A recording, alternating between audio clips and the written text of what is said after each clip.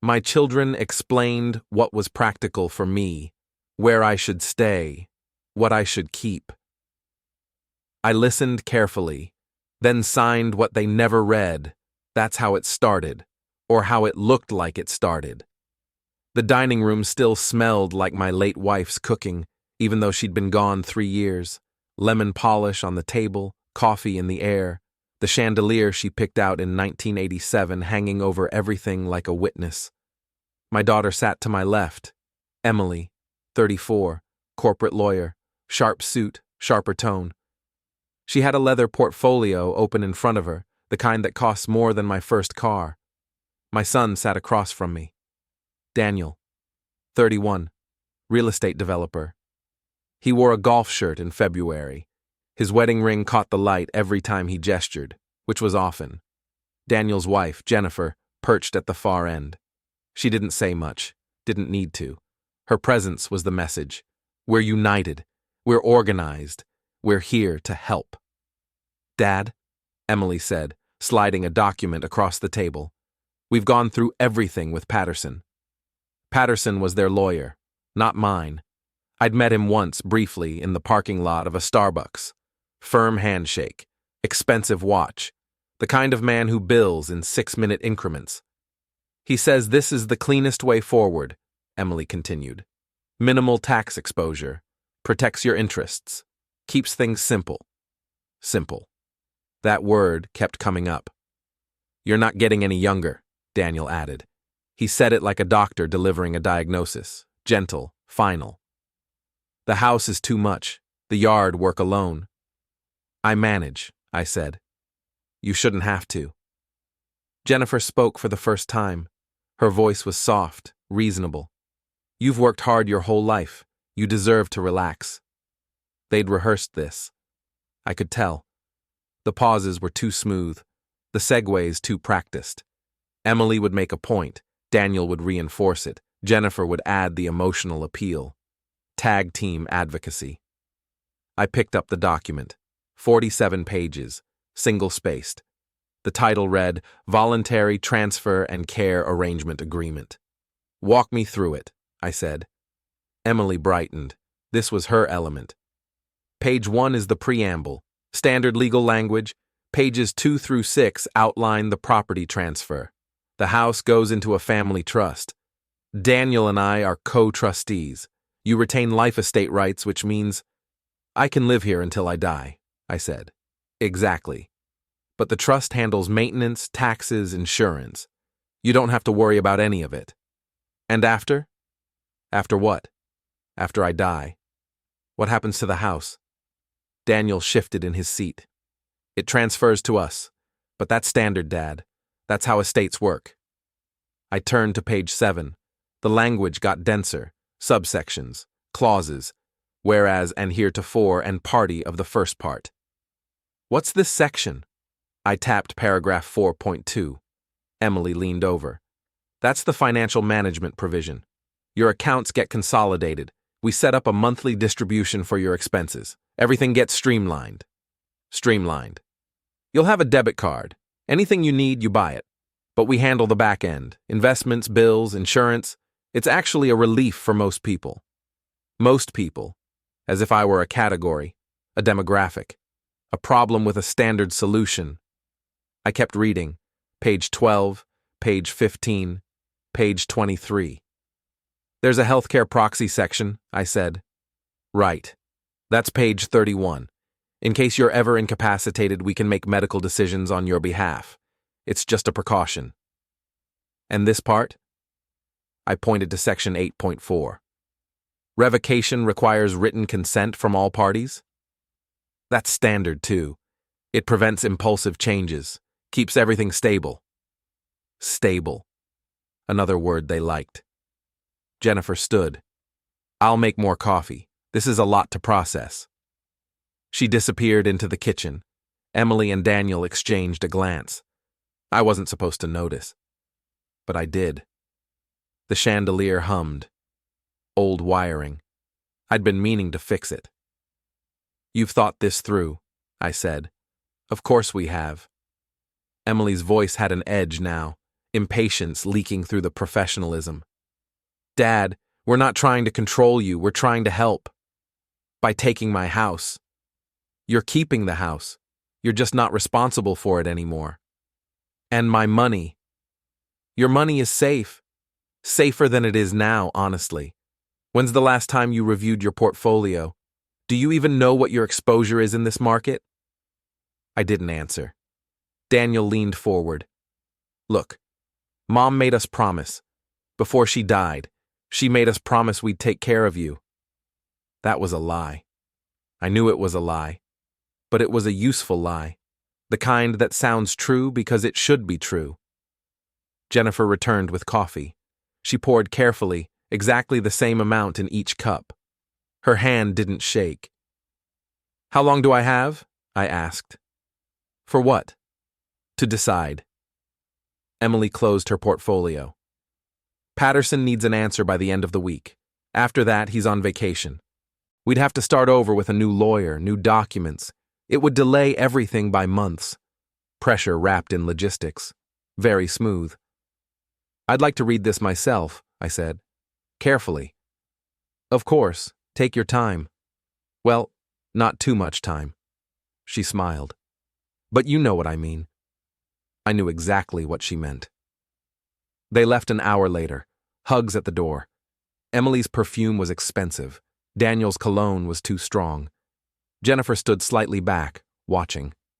We love you, Dad, Emily said. I know. This is for the best. I know. I watched them drive away. Emily's Lexus, Daniel's Range Rover. Jennifer waved from the passenger seat. I went back inside and locked the door.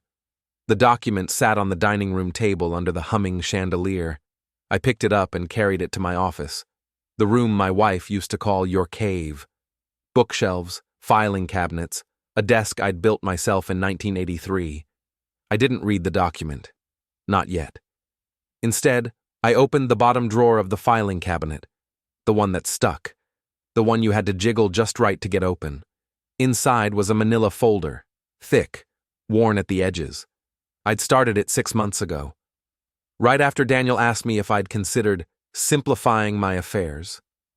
Right after Emily mentioned she'd talked to an elder care specialist. Right after Jennifer started showing up to family dinners with a notebook. The folder contained copies, bank statements, property records, email printouts. A timeline I'd built myself, cross-referenced and dated. I also had recordings, 3 of them.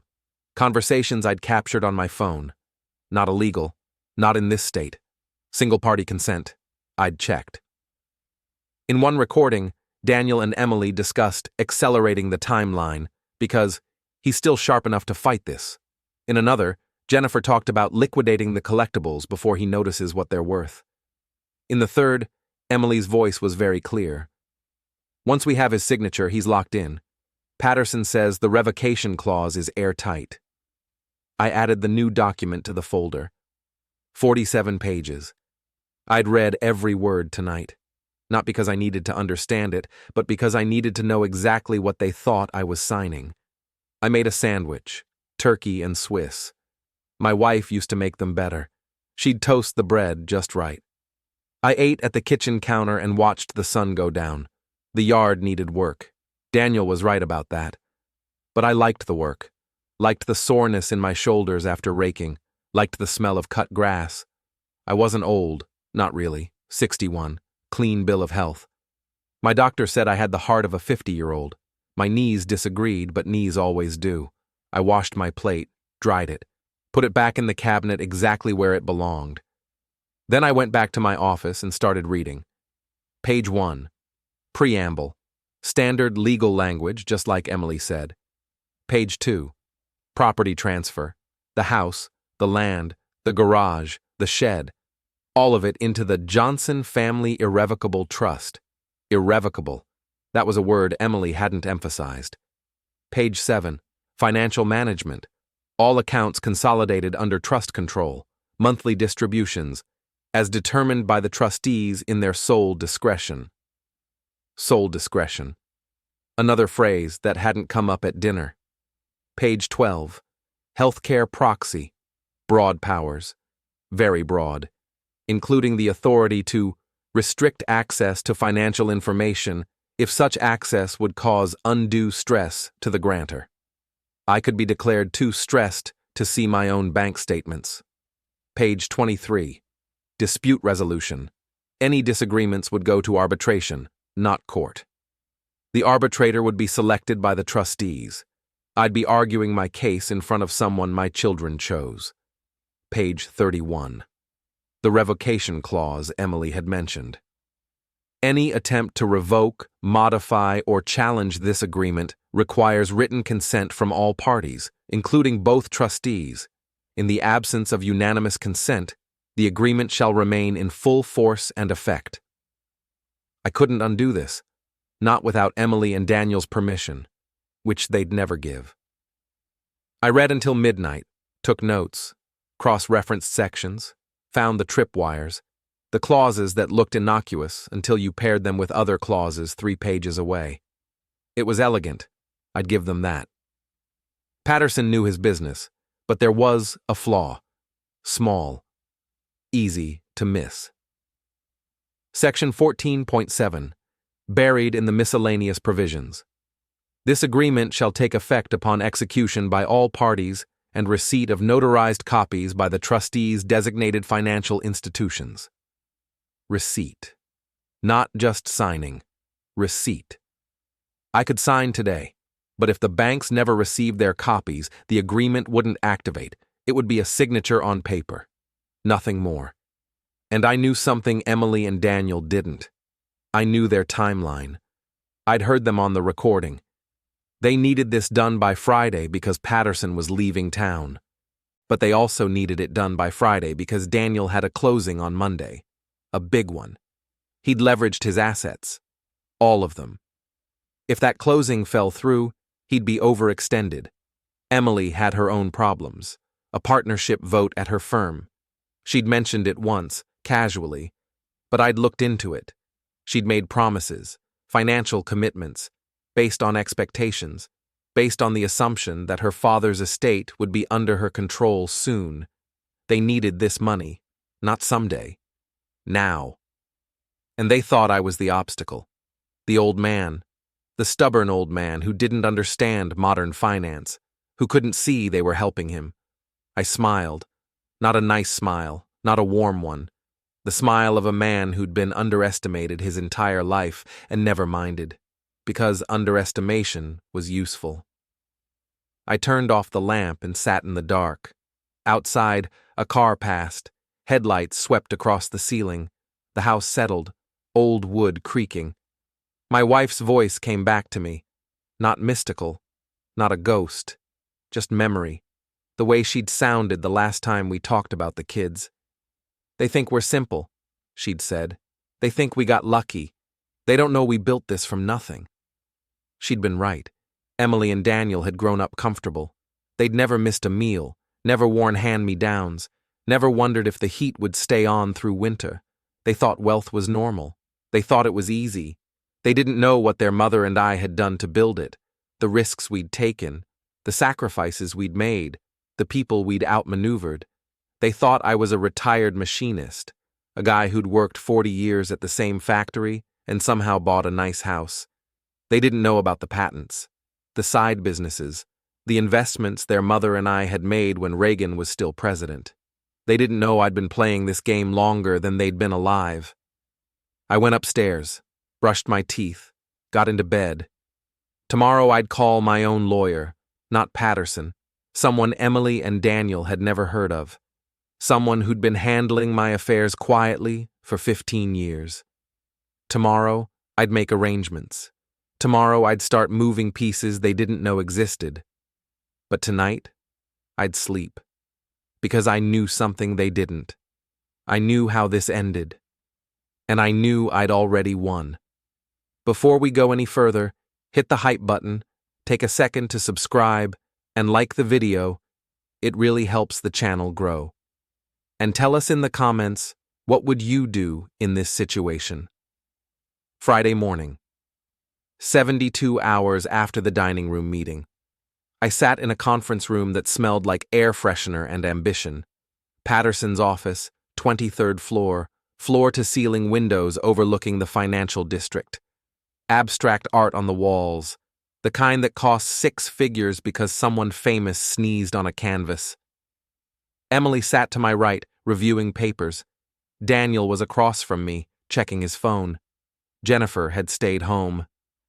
Someone needs to watch the kids, she'd said. But I knew the real reason. 3 against 1 looked aggressive. 2 against 1 looked reasonable. Patterson entered. 50-something. Good suit. Better haircut. He carried a leather folder embossed with his firm's logo.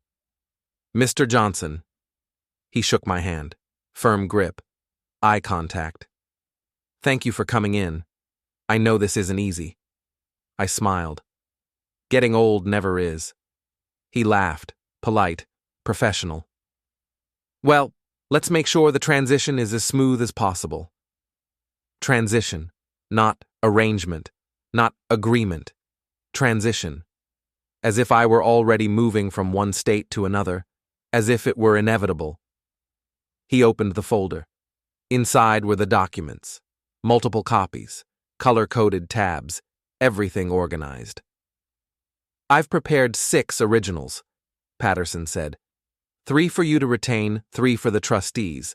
We'll also need notarized copies for the financial institutions. I've arranged for a notary to join us in... He checked his watch. 10 minutes. Fast. Very fast. Emily caught my expression. Is that okay, Dad? We can slow down if you need to. No, I said. I've read everything. I understand. Do you have any questions? Patterson pulled out a pen. Mont Blanc. I recognized it because my wife had bought me one for our 25th anniversary. This is the time to ask. Once we sign, the process becomes more complex. Just one question, I said. Of course. Section 14.7. The receipt provision. When does that happen? Patterson nodded. Good eye. The notarized copies will be delivered to the designated institutions within 48 hours. Monday at the latest. The agreement activates upon receipt. So if I sign today, I have until Monday. Technically, yes, but I wouldn't advise trying to make financial changes in that window. It could complicate the transfer, create tax issues. I'm just trying to understand the timeline. Of course, that's prudent. He made a note. Any other concerns? I looked at the papers. 47 pages, 6 copies. Color-coded tabs marking where I needed to sign. No, I said. Let's do this. Emily exhaled. I don't think she realized she'd been holding her breath. Daniel put down his phone. You're sure, Dad? We can take more time if you want. I'm sure. The notary arrived. Young woman, professional. She verified my identity, watched me sign each copy, applied her seal, efficient, practiced. 15 minutes later, it was done. Patterson shook my hand again. Congratulations, Mr. Johnson. You've made a wise decision. Your family's future is secure. Emily hugged me. Thank you, Dad. This means everything. Daniel clapped my shoulder. We'll take good care of it. I promise.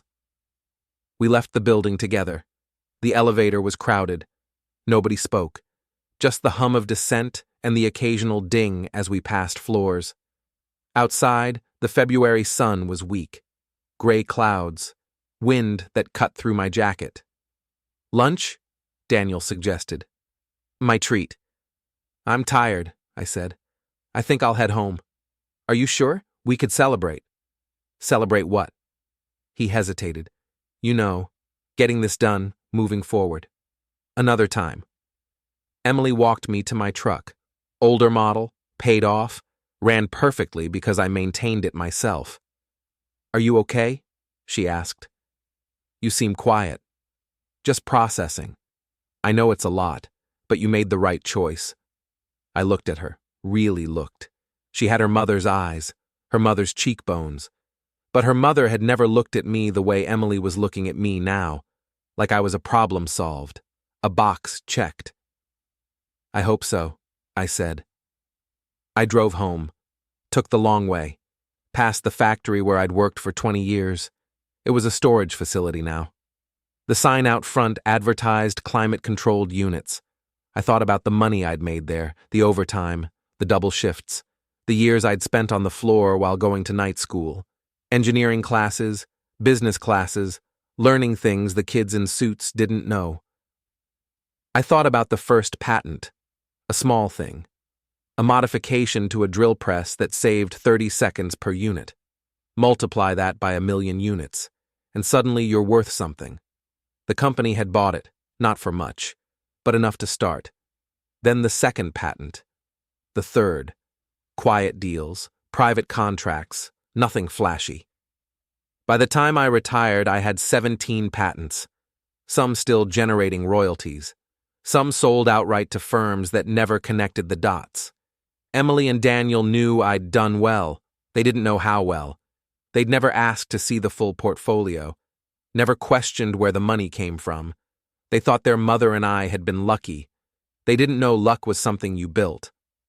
I pulled into my driveway. The house looked the same windows, same roof, same garden beds where my wife had planted roses. But it wasn't mine anymore, not legally. I'd signed it away an hour ago. Or had I? I went inside and straight to my office. The folder was still in the bottom drawer. I added a copy of the signed documents. Notarized. Official. Then I opened my laptop and checked my email. 3 new messages, all sent within the last hour. The first was from Richard Chen, my lawyer, not Patterson, the man I'd been working with for 15 years. The message was brief. Transfers complete, confirmations attached. I opened the attachments. Bank statements, account closures, routing numbers. Everything I'd asked him to do while I was sitting in Patterson's office signing away my life. While Emily and Daniel had watched me sign their documents, Richard had been moving my assets. Not all of them, not the obvious ones, but the ones that mattered. The patents, the royalties, the offshore accounts my wife and I had set up in the 90s when we realized our children were growing up entitled. All of it. Gone. Transferred to entities Emily and Daniel didn't know existed. They'd get the house. Eventually, they'd get the checking account with $40,000 in it. They'd get the brokerage account with maybe $200,000. They'd think they'd won. But they'd missed the real money. The $3 million in intellectual property. The $2 million in dividend-generating trusts. The commercial real estate holdings in my wife's maiden name. They'd never even looked for it. The second email was from my accountant. Tax implications reviewed. 0 exposure. You're clean. The third email was from a storage facility. Unit reserved, access code attached, 24/7 availability. I leaned back in my chair and looked at the ceiling. The same ceiling I'd painted 20 years ago. Off-white, simple, clean. I felt something I hadn't felt in months. Relief. Not because the plan was done, it wasn't. This was just the first move, but because I'd been right. They'd underestimated me. They'd looked at a 61-year-old retiree and seen weakness, confusion, an obstacle to remove. They hadn't seen the man who'd built a fortune from nothing, the man who'd negotiated with corporate lawyers when they were still in diapers, the man who knew that survival meant staying 3 steps ahead. My phone buzzed. Text from Daniel. Feeling better? Want to grab that lunch tomorrow? I texted back. Sure. Name the time. Noon? That Italian place on 5th? Sounds good. I put the phone down and stood. My knees ached. Always did after sitting too long. I stretched, felt the stiffness in my lower back. 61 wasn't old, but it wasn't young either. I walked through the house, room by room, the living room where we'd hosted Christmas for 30 years, the kitchen where my wife had taught Emily to bake, the bedroom where Daniel had been born, back when home births were still common. Memories everywhere, but memories weren't ownership. I stopped in the hallway. There was a photograph on the wall, family portrait from 10 years ago. My wife was still alive. Emily and Daniel looked younger, happier. We'd taken it at the lake house, the one I'd bought with patent money and told the kids I'd won in a poker game. They'd believed me because they wanted to, because it fit their narrative. Dad got lucky. Dad's simple. I took the photograph off the wall and carried it to my office, set it on the desk next to the laptop. Then I opened a new document and started typing. Timeline, events, evidence, everything I'd need for the next phase. Because signing the papers wasn't the end, it was the beginning. Emily and Daniel thought they'd secured the future. They thought they'd protected their inheritance. They thought they'd done their duty. They had no idea what they'd actually done. They'd shown me exactly how far they'd go, exactly how they thought, exactly where they were vulnerable. And I'd let them. I'd sat in that dining room and played the confused old man. I'd asked obvious questions. I'd hesitated in all the right places. I'd made them feel smart, because people make mistakes when they feel smart. They get sloppy.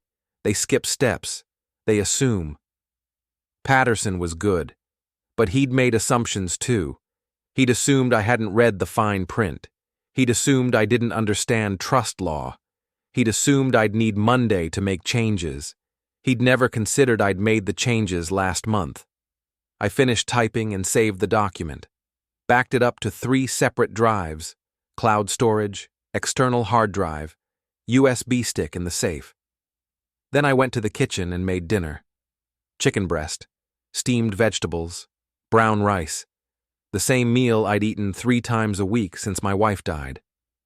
I ate at the counter and watched the news, market report, weather, local crime, nothing that mattered. At 8 o'clock, I went upstairs and got ready for bed, brushed my teeth, put on the same pajamas I'd worn for 15 years, climbed under the covers. The house was quiet. Too quiet. It always was since my wife died. But tonight, the quiet felt different. Not lonely, not sad, just waiting. I closed my eyes and thought about tomorrow's lunch, the Italian place on 5th, good food, better wine. Daniel would order something expensive and pretend he was treating me. Emily might join us. She'd bring Jennifer. They'd talk about plans for the house, renovations, updates, maybe renting it out after I moved to something more manageable. They'd be excited, relieved. They'd think the hard part was over. And I'd sit there. I'd nod. I'd agree. I'd let them talk, because the hard part hadn't started yet. Not for me. For them, it had just begun. The DA opened the investigation Monday morning. I knew because Richard called at 8:15. "It's official," he said. "Subpoenas issued. Emily's firm got one. Daniel's company got one. Patterson got one. Timeline? Depositions start next week. The DA wants to move fast. High-profile case. Election year." "Good. David, are you watching the news?" "No, why?" "Turn it on. Channel 7. I turned on the TV in the motel room. Local morning show. 2 anchors, fake smiles, real concern. The headline scrolled across the bottom: "Local attorney investigated in elder abuse case." They showed Emily's photo, professional headshot from her firm's website, then Daniel's, then a shot of my house. The anchor spoke. "Emily Johnson, a partner at Whitmore and Associates, is under investigation following allegations of financial exploitation. Her father, David Johnson, filed both civil and criminal complaints last week. The district attorney's office confirmed this morning that they're reviewing the case." They cut to an interview, someone I didn't recognize. "Elder abuse expert," according to the caption. "These cases are unfortunately common," the expert said. "Adult children see aging parents as vulnerable. They convince themselves they're helping when they're really helping themselves." The anchor nodded. "What should people watch for?" "Sudden changes in financial arrangements, isolation from friends, family members who speak for the parent instead of letting them speak for themselves." I turned off the TV. My phone rang. Emily. I didn't answer. She called again. Again. On the 4th call, I answered. "Dad." Her voice was wrecked. crying. They're outside my office, reporters, cameras. They're asking me about elder abuse. What did you tell them? Nothing. My firm told me not to comment. But Dad, this is destroying me. My clients are pulling out. The partners are talking about suspension. I could lose everything. You should have thought about that. I was trying to help you. Stop saying that. You were trying to help yourself. That's not true. Then why did you coordinate with Daniel? Why did you hire Patterson? Why did you rush the timeline? She was silent. Because you needed the money, I said. Both of you. Daniel's company is failing. Your firm partnership required capital. You saw my assets as the solution. It wasn't like that. It was exactly like that, and now everyone knows. Dad, please, I'm begging you, drop the complaints. We'll dissolve the trust. You can have everything back. I already have everything back. You have nothing. That's not fair. Fair? You want to talk about fair? You had me evaluated for competency. You tried to lock me into an irrevocable agreement. You planned to move me into assisted living if I resisted. I have recordings, Emily. I have proof. Everything you said, everything you planned, it's all documented. She was crying harder now. What do you want from me? I want you to understand what you did. I understand. I made a mistake. I'm sorry. You're sorry you got caught. No, I'm sorry I hurt you. Not enough. I hung up. 10 minutes later, Daniel called. I answered. I'm revealing you. My investors are gone. The banks are calling loans. I'm going to lose everything. I know. You planned this, all of it. The transfers, the lawsuit, the investigation. You set us up. I protected myself. You tried to rob me. There's a difference. We're your children. You were my children. Now you're defendants. Dad, don't call me that. You lost that right. I hung up. The phone rang again, Patterson this time. Mr. Johnson, he said, we need to talk, professionally. I have a lawyer. I know, but this has gone too far. My firm is being investigated. My reputation is at risk. I need to know what you want. Nothing you can give me. There has to be something. Money? A public apology? What? I want my children to live with the consequences of their actions. They are. They're being destroyed. Good.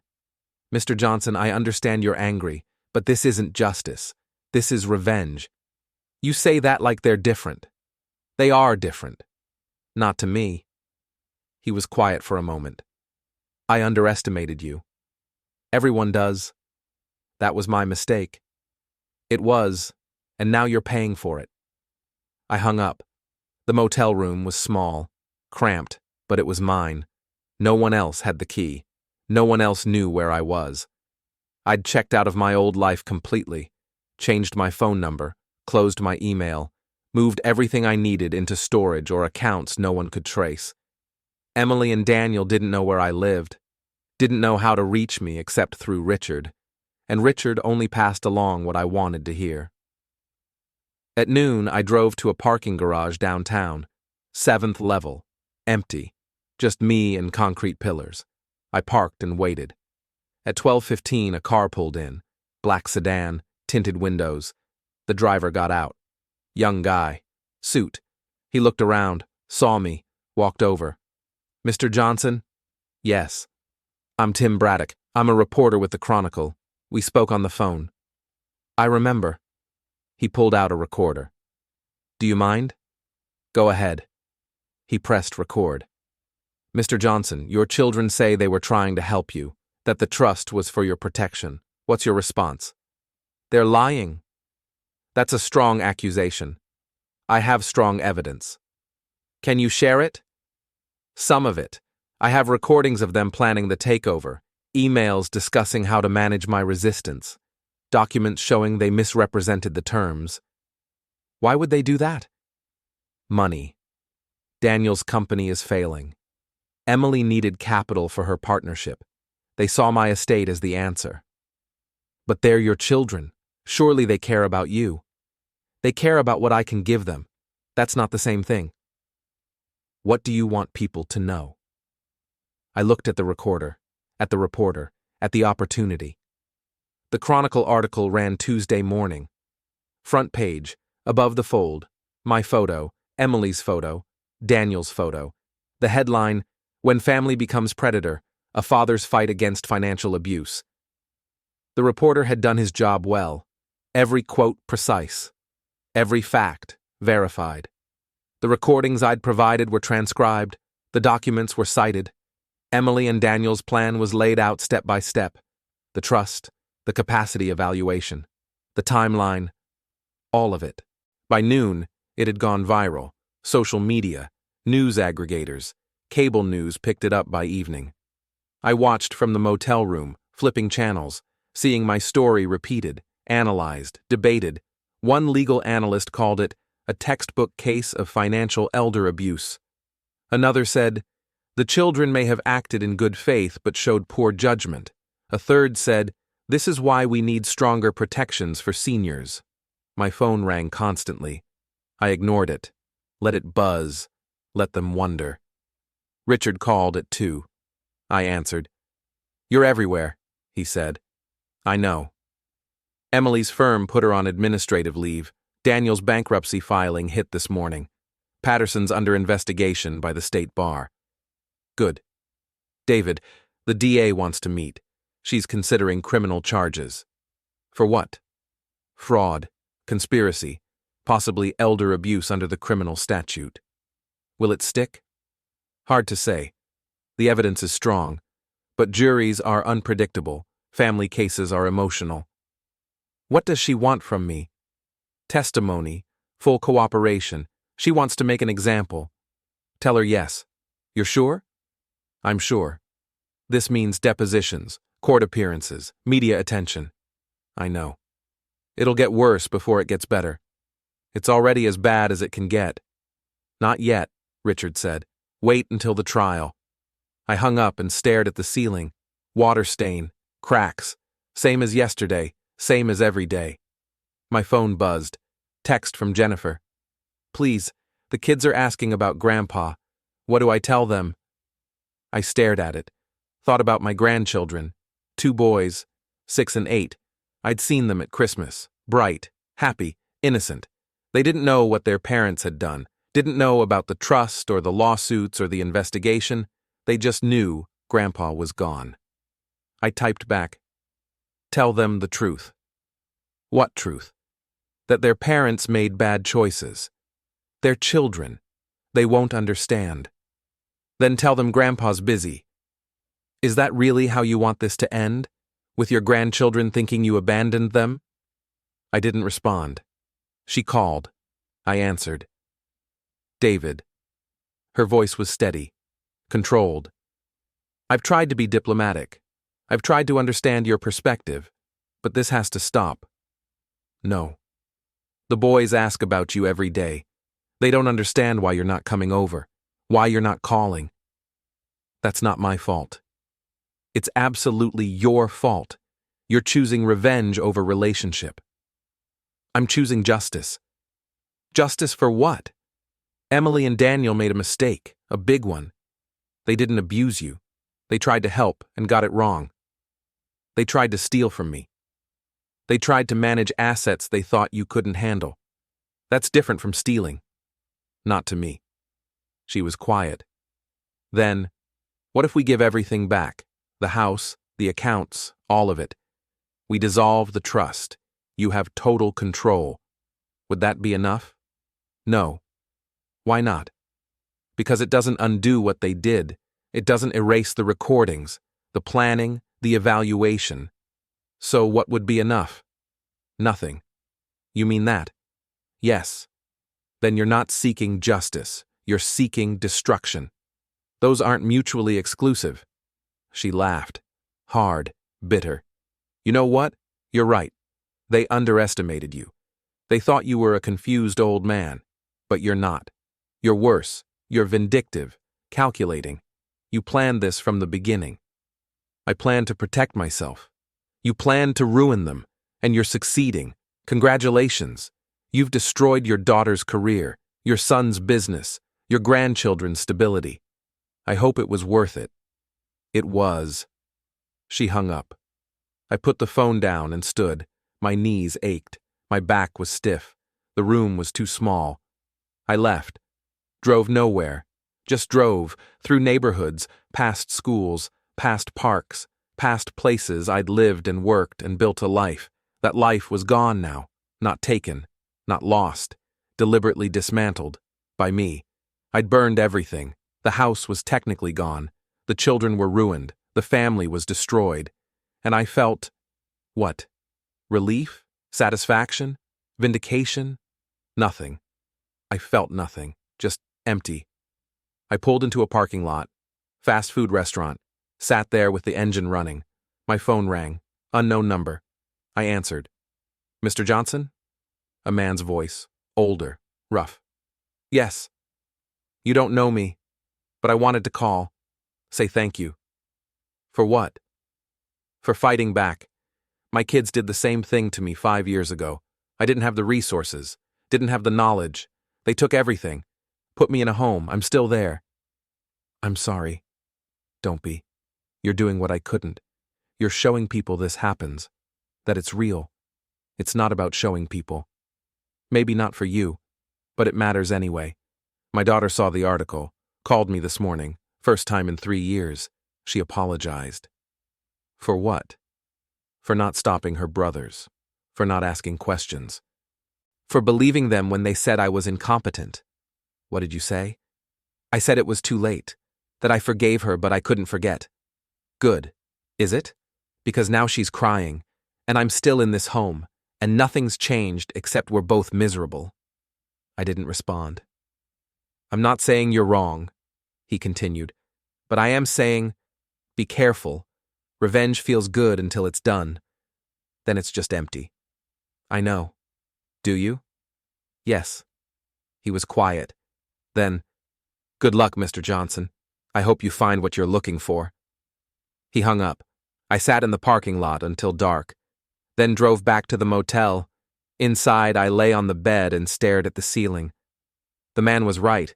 Revenge was empty, but it was also necessary, because Emily and Daniel hadn't just tried to take my money.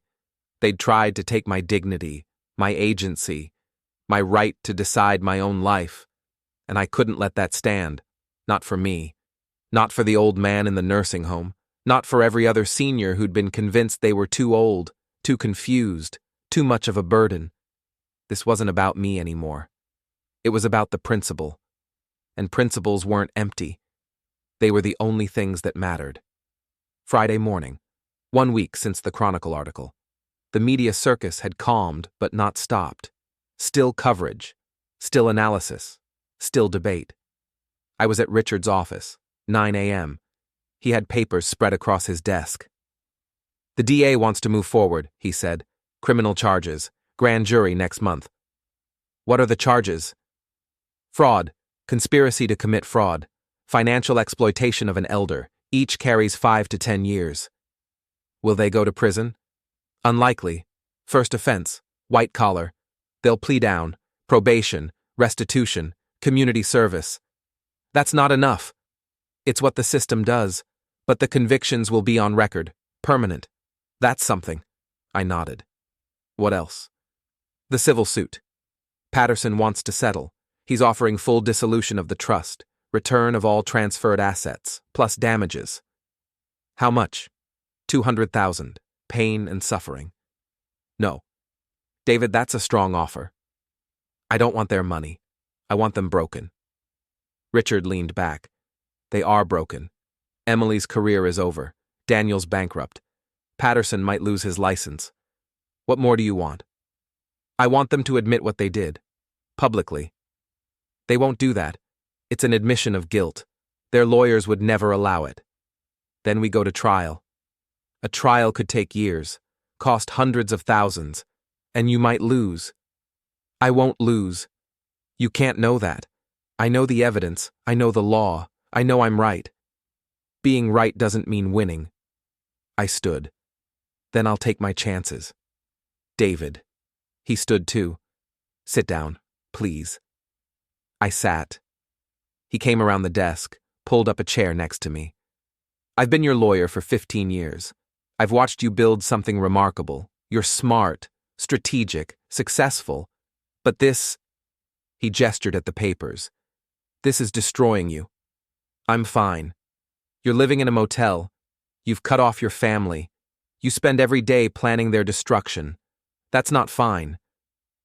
They tried to destroy me first. And you stopped them. You won. The trust is invalidated. The assets are secure. The investigation is public. You've already achieved everything you wanted. Not everything. What's left? Accountability. They're being held accountable. Criminal charges, civil liability, public humiliation. What more do you need? I looked at him. I need them to understand what they did. Not just legally, morally. They won't. Not the way you want. People don't work like that. They'll rationalize, justify, blame you. Then I'll keep punishing them until they can't. Richard shook his head. That's not justice. That's obsession. Call it what you want. He went back to his desk. Sat down. I can't keep representing you. I blinked. What? This has gone beyond legal strategy. You're using the law as a weapon, and I can't be part of that. You've been part of it from the beginning. I've been defending your rights, protecting your assets. That's different from what you're doing now. Which is what? Revenge. Pure revenge. And I won't help you anymore. I stood. Fine. I'll find another lawyer. You won't, not one worth having. They'll all see what I see. A man who's let anger consume him. Anger is appropriate when you've been betrayed. Anger, yes. But this isn't anger. This is something colder, more deliberate. So what? They deserve it. Maybe. But what about you? What do you deserve? A life, peace, relationships? I had those things. They took them. No. You gave them up. You chose this path. Because I had to. Did you? Or did you want to? I stared at him. What are you saying? I'm saying maybe part of you wanted this fight. Wanted the excuse to burn everything down, because it's easier than grief. This isn't about grief. Isn't it? Your wife died 3 years ago. You never dealt with it. You just kept working, planning, building. And then your children gave you a target. Someone to blame, something to fight. They tried to steal from me. And you've made them pay 100 times over. When does it end? When they've lost everything. And then? When they're broken and you're alone and there's nothing left to fight for? What then? I didn't answer. Richard pulled out a folder. This is my withdrawal notice. I'm filing it today. You have 2 weeks to find new representation. You're serious? I am. After 15 years. Because of 15 years. Because I care about you. And I won't watch you destroy yourself. I took the folder. Fine. I walked out. Didn't look back. Outside, the sun was bright. Too bright. I put on sunglasses and got in the truck. Richard was wrong. This wasn't obsession. It was justice. They'd tried to take everything, and I was making sure they paid. That was fair. That was right. I drove to the storage facility, Unit 247, pulled out more files. Inside was everything I needed. Evidence, documentation, timelines. Enough to bury them. I spent the afternoon organizing, cross-referencing, building the case that would go to trial, because Richard was wrong about something else. I would find another lawyer, someone hungry, someone who saw this as a career-making case, someone who'd fight as hard as I would. At 6 p.m., I drove back to the motel.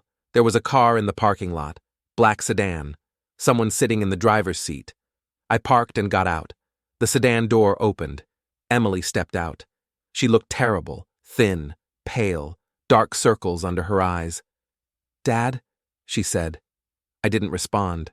"I know you don't want to see me, but I had to try." "How did you find me?" "I hired an investigator. It wasn't hard." "You're wasting your money."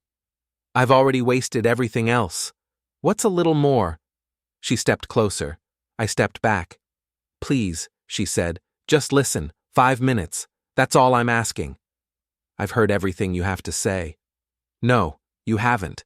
You've heard excuses, justifications, but you haven't heard the truth. What truth? That I'm sorry, that I was wrong, that I hurt you in ways I can't take back. You're right. You can't take it back. I know. But I need you to know I understand now, what I did, what it meant, what I took from you. Understanding doesn't change anything. It changes me. I looked at her, really looked. She was crying, shaking. I lost everything, Dad. My job, my reputation, my future. But the worst part is losing you. You lost me when you tried to steal from me. I know, and I deserve what's happening, all of it, but... She wiped her eyes. Daniel's in the hospital. I froze. What? Tuesday night. Pills. Jennifer found him. They pumped his stomach. Is he alive? Yes, but barely. He's on suicide watch, psychiatric hold. I didn't know what to say. He left a note, Emily continued. It said he couldn't live with what he'd done to you. That he'd destroyed everything. That the kids would be better off without him. That's not my fault. I know, it's his. But Dad, he's my brother. And he's broken. Really broken. And I don't know how to fix him. You can't.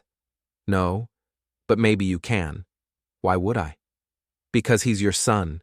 Because underneath all the mistakes and the greed and the stupidity, he's still the boy you raised. That boy is gone. He's not.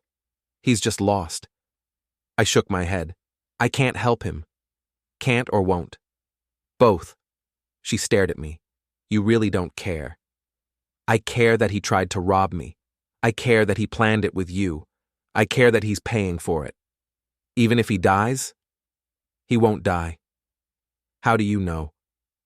And shame only works if you care what people think. Daniel cares too much. He'll live. You're cold. I'm realistic. No, you're hurt, and you're taking it out on everyone. I'm taking it out on the people who hurt me. And when we're all destroyed? When there's nothing left? Will that be enough? Yes. She nodded slowly. Then I guess this is goodbye. It was always goodbye. From the moment you brought Patterson into that dining room. I'm sorry I did that. I know you are. You're sorry you got caught. She walked back to her car, stopped, turned. Richard was right, she said. You're obsessed, and it's going to consume you. Good. She got in her car and drove away. I stood in the parking lot until the sun set. My son. And I felt nothing. Just the cold satisfaction of knowing the plan was working.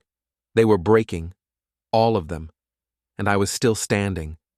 That should have felt like victory, but it didn't feel like anything. Just empty.